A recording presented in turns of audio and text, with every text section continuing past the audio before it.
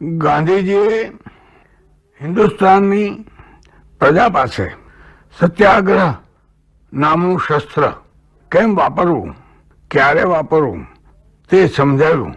પણ પ્રજાએ તેને કેવી રીતે ઝીલ્યું અને કેવી રીતે અમલમાં મૂક્યું એ પણ એક જાણવા જેવો રસિક વિષય છે. તેના પરથી આપણને ખાતરી થાય છે કે હિન્દુસ્તાનની પ્રજાના મૂળભૂત સંસ્કારોમાં અહિંસા પડેલી હતી. 1932માં ગાંધીજી રાઉન્ડ ટેબલ કોન્ફરન્સમાંથી ખાલી હાથે પાછા આવ્યા અને આવ્યા કે તરત જ સરકારે એમની ફરીવાર ધરપકડ કરી. ગાંધી ઇરવિન કરાર નષ્ટ થઈ ગયા અને ફરીવાર દેશને સત્યાગ્રહ કરવાનો ધર્મ ઊભો થયો. તે વખતે ખેડા જિલ્લામાં બુચાસણ ગામના લોકોએ મળીને નક્કી કર્યું કે આપણે સરકારને જણાવી દઈએ કે જ્યાં સુધી તમે ગાંધી અને સરદારને છોડશો નહીં ત્યાં સુધી અમે મહેસૂલ ભરવાના નથી. આ પ્રમાણે જિલ્લા કલેક્ટરને એ ગામના લોકોએ નોટિસ આપી અને કલેક્ટરે મામલતદાર મારફત કહેવડાવ્યું પણ ખરું કે ભાઈ તમારી જમીનો જપ્ત થશે, આવું તમે ન કરો. પણ ગામ એ બાબતમાં મક્કમ રહ્યું કે આપણું ગમે તે જાય પણ આબરૂ નહીં જવી જોઈએ. એટલે એમણે કહેવડાવ્યું કે અમે કંઈ મહેસૂલ ભરવાના નથી. ડેપ્યુટી કલેક્ટર મામલતદાર બધા એક દિવસે 201 સિપાહીઓનું ધાડિયું લઈ અને ગામ ફરતો ઘેરો ઘાલીને ઊભા રહ્યા. સવારનો પહોર, કોઈને કલ્પના નહીં કે સરકારની ફોજ આવવાની છે. જેવું પ્રૌઢ ફૂટ્યું એટલે એક પછી એક સિપાહીઓ અમલદારો ગામમાં દાખલ થયા અને પહેલા ઘરમાં જઈ અને આ મામલતદાર કહે કે ભાઈ તમારા ખાતે 5 રૂપિયા તમારે ભરવાના છે મહેસૂલના, તે 5 રૂપિયા આપો. એનું કમભાગ્ય કે પહેલો માણસ મક્કમ નીકળ્યો. એ કે ના સાહેબ, અમારાથી તો મહેસૂલ ભરાશે જ નહીં. જ્યારે તમે ગાંધીને સરદારને છોડશો તે ભરશું.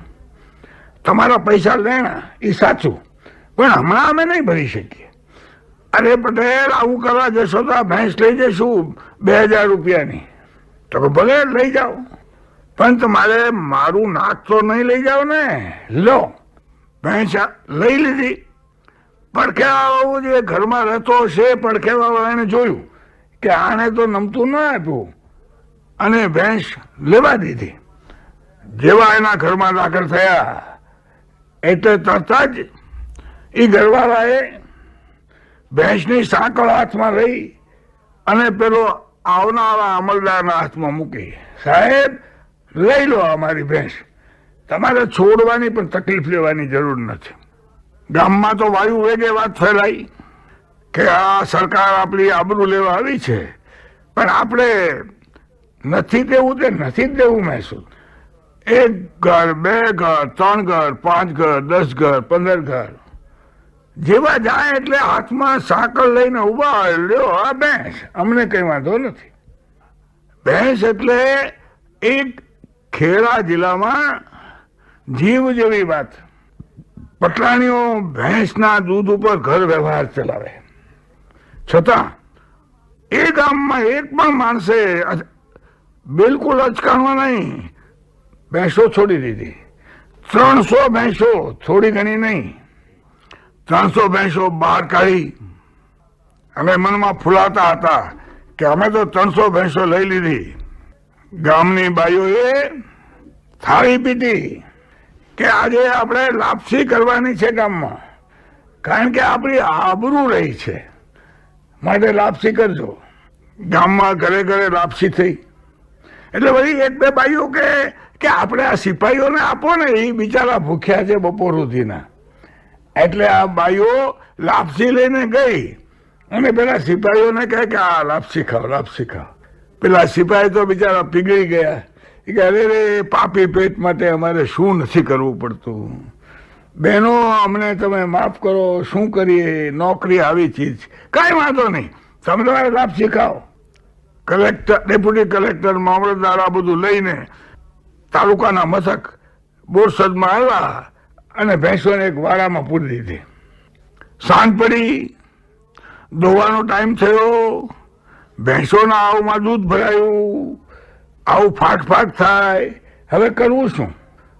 રાડો પાડવા માંડી, ભેંસો બરાડા પાડે. એટલે બધા ગામના લોકો ગયા કે આ ભેંસોને દોવો તો ખરા, શું કરશું? આ બિચારો જાનવર બધા દુઃખી થાય છે, દોરાવો. રબારીઓ બોલાવ્યા, રબારીઓ કે નહીં ભાઈ, અમે આ પાપમાં જરા પણ સાથ ન આપી, અમે દોવા બેસશું નહીં.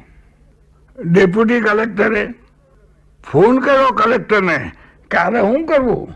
તે કલેક્ટર મૂર્ખના જામ, 2-5 ભેંસ લેવાય, આટલી બધી ભેંસો લેવાતી છે, કોણ ત્યાં દોવાનું છે ને? જા હવે કસાઈને બોલાવો અને કસાઈઓને આપી દો.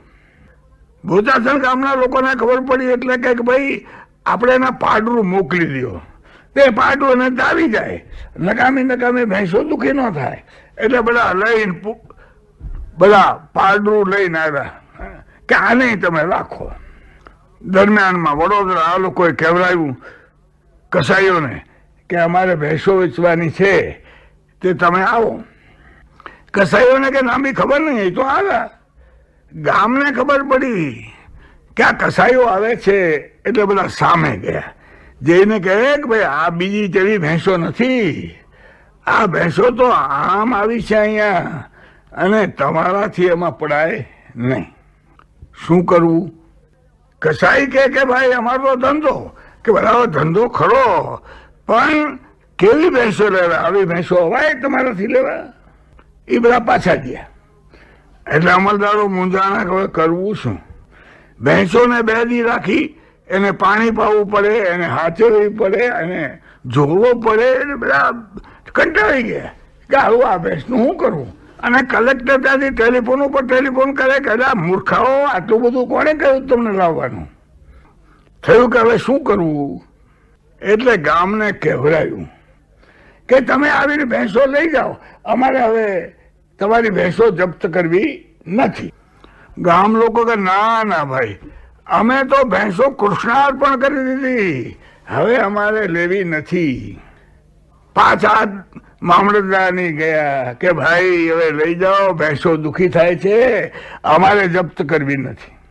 એટલે પછી ગામ લોકો કહે કે હા ભેંસો પાછા લઈ લઈએ, પણ તમે આવીને મૂકી જાઓ, તમે લઈ ગયા હતા એટલે અમે લેવા આવશું નહીં, પણ તમે આવીને મૂકી જાઓ તો અમે લેશું. શું કરે? એક બાજુ બોચાસણ ગામનું, બોરસદ ગામનું મહાજન એ આવીને કહે કે પણ આટલા બધા ઢોરને હું કામ દુઃખી કરો છો? બીજી બાજુ 300 ભેંસોને પાણી કોણ પાય? કોણ માણસો હોય? દોવાની વાત જવા દો. છેવટે બધા કે હાલો ભાઈ એને જઈને આપી આવીએ, આપણે મૂકવા જાઓ. તે ભેંસો મૂકવા માટે ગયા. બોચાસણ ગામને ખબર પડી કે મારી ભેંસો આવે છે, એટલે બધાએ ફૂલહાર લઈ અને ગામને ઝાપે ઉભા રહ્યા, ભેંસોને ફૂલહાર કરાવ્યા અને પછી આ ઘરની અંદર બધી ભેંસોને દાખલ કરી. આ એક સત્યાગ્રહનો નમૂનો કે પ્રજા જો ના પાડે કે નહીં અમે ટેકો આપશું નહીં, તો કોઈ સરકારનું ચાલે નહીં. આવો જ બીજો કિસ્સો એ જ જિલ્લાનો ત્યાં એક બાબર દેવા નામનો બારવટીયો થયેલો, અને એ બારવટીયો છે તેને પકડવા માટે સરકારે ખાસ પોલીસ મૂકેલી, અને એ પોલીસને ખર્ચ કાઢવા માટે બધા ઉંમરલાયક લોકો ઉપર કર નાખેલો. તો સરદારને બધા કહે કે આપણે કઈ ચોરને મદદ નથી કરતા, સરકારની ફરજ છે, પકડે, અમને શું વાંધો છે, અમે શેના પૈસા આપીએ? એનો સત્યાગ્રહ ચાલ્યો કે ભલે આપણો માલ લઈ જાય, સામાન લઈ જાય, જે લઈ જવું લઈ જાય, પણ અમે આ હેડિયા વેરાનો કર ભરવાના નથી. ચાલુ કંઈક લોકોનો સામાન લઈ ગયા, કંઈકના ઘર બહાર લૂંટાયા, બધું ઘણું થયું. એમાં એક દિવસે રાત્રે આ સત્યાગ્રહના સંચાલક દરબાર સાહેબ ગોપાલદાસ રાત્રે એની પાસે સંદેશો લઈને એક માણસ આવ્યો. કોનો સંદેશો? બાબર દેવાનો. તે બાબર દેવાએ શું કહેવું કે આ બધી પ્રજા મારા નામે હેરાન થાય છે ને, એટલે હું હવે વયો જાઉં છું, મારે કઈ અહીંયા રહેવું નથી. પણ જતા જતા હું આ સાલા કલેક્ટરને મારી નાખવાનો છું. મેં તો 50 જણને માર્યા છે, 51. એમાં શું થઈ ગયું? પણ આ ચીઠી વાંચીને દરબાર સાહેબ ઊભા થઈ ગયા. સંદેશો લાવવાને કહ્યું કે આવું ન કરતા, નહીં તો ગાંધીનો સત્યાગ્રહ છે એને કલંક લાગશે. સીધા ગયા કલેક્ટર પાસે, અને કલેક્ટર પાસે જઈને કહે કે આ રાત્રે 12 વાગે હું આવ્યો છું એ તમને એમ કહેવા માટે કે તમે હવે અહીંથી ખેડા વયા જાઓ. શું કામ વયા જાઓ? ત્યારે કે જો ભાઈ બાબર દેવાએ આમ કહેવડાવ્યું છે, એ તમારું ખૂન કરવાનો છે, એટલે હું ભાગી જાઓ. વિલાયતથી અહીંયા આવ્યા છીએ, ભાગી જવા માટે આવ્યા છીએ. તો તમારી ઈચ્છા, પણ તમારી મઢમને તો મોકલી આપો, કંઈ ના થાય.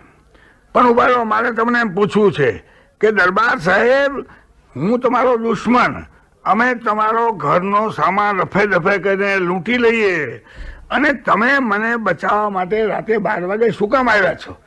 ત્યારે કે અરે ભાઈ, તમારા બાઇબલમાં શું કહ્યું છે? લવ થાઇન એનિમી, તમારા દુશ્મનને ચાહો, કહ્યું છે કે નહીં?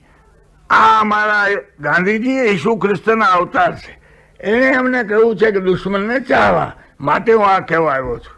આનું નામ સત્યાગ્રહ. આગ્રહ નહીં, સત્ય, અહિંસા અને આગ્રહ.